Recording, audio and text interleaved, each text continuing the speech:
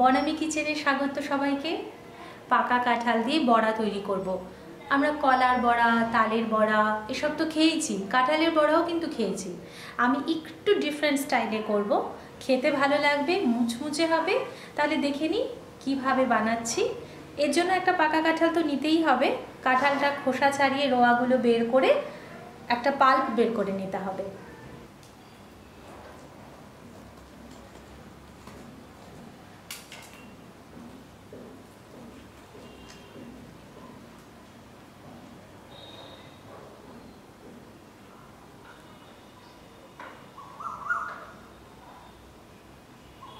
এবারে কাঁঠালের রোয়াগুলো থেকে বীজটা বের করে নেব, আর ভেতরে এই যে একটা লাল লাল থাকে না, এটা ফেলে দেব।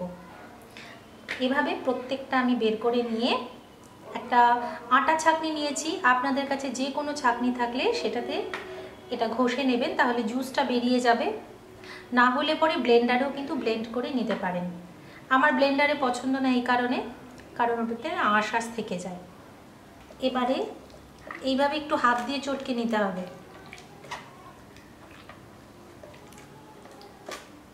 তারপরে ঘষলে সুন্দর জুস বেরোবে। কাঁঠালটা ভীষণ রসালো। এই রেসিপিটা বানানোর জন্য কিন্তু একটু রসালো কাঁঠাল লাগবে, সেটা দেখে বাজার থেকে কিনতে হবে। আমি কাঁঠালের খাস্তা বল বানাবো, যেটাকে অনেকে পিঠাও বলতে পারেন বা কোনো স্ন্যাক্সও বলতে পারেন।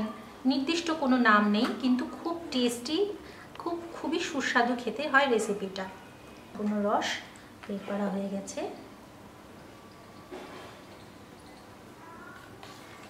রসটা দেখুন কি সুন্দর। এটা দিয়ে কিন্তু দারুণ হবে রেসিপিটা। কাঁঠালের পাল্প 1 বাটি, সুজি নিয়েছি হাফ বাটি, আর ময়দাও 1 বাটি।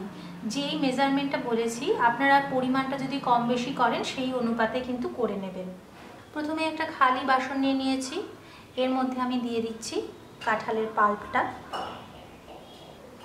দিয়ে দেব ময়দা, সুজি, চিনি। আপনারা এর মধ্যে কিন্তু একটু নারকেল কোড়া দিতে পারেন, তাতে খেতে ভালো লাগবে। আমি ফ্লেভারের জন্য খুব সামান্য পরিমাণে ঘন দুধ দিলাম, সামান্য নুন। এই সব দিয়ে ভালো করে এবার এটা মিশিয়ে নেব।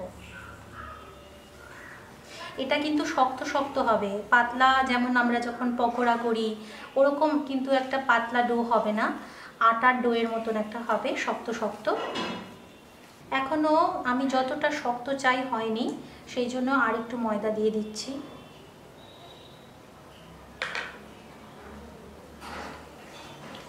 আপনারা চাইলে হাত দিয়েও মেখে নিতে পারেন, যদিও আমি হাত দেব আর একটু বাদে ময়দাটাকে মিশিয়ে নিয়ে। হাত দিয়ে মাখলে বেশ ভালো হয়। আমি হাত দিয়ে এটা ভালো করে মেখে নিচ্ছি। দেখুন এইভাবে, খুব বেশি মাখার আর দরকার নেই, সব কিছু কিন্তু মিশে গেছে। এবার আমি হাতে একটু ঘি মেখে নেব, তাহলে চিপচিপ করবে না। এর গায়েও একটু লাগিয়ে দিলাম। এবার এখান থেকে অল্প অল্প করে ছোট ছোট বল বানাবো। আপনারা যেরকম শেপ পছন্দ করেন সেরকমই করতে পারেন। আর পারফেক্ট যে একদম শেপ হতে হবে গোল গোল তা কিন্তু নয়। এটা এরকম করে নিয়েও কিন্তু তেলে ভেজে ছেড়ে দিয়ে ভাজতে পারেন।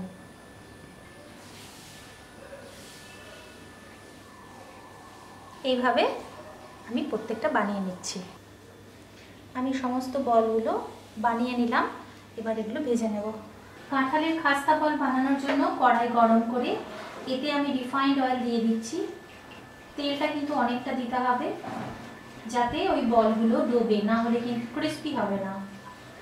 আরেকটা টিপস হচ্ছে, এই রেসিপির ক্ষেত্রে তেল কিন্তু খুব বেশি গরম করা যাবে না।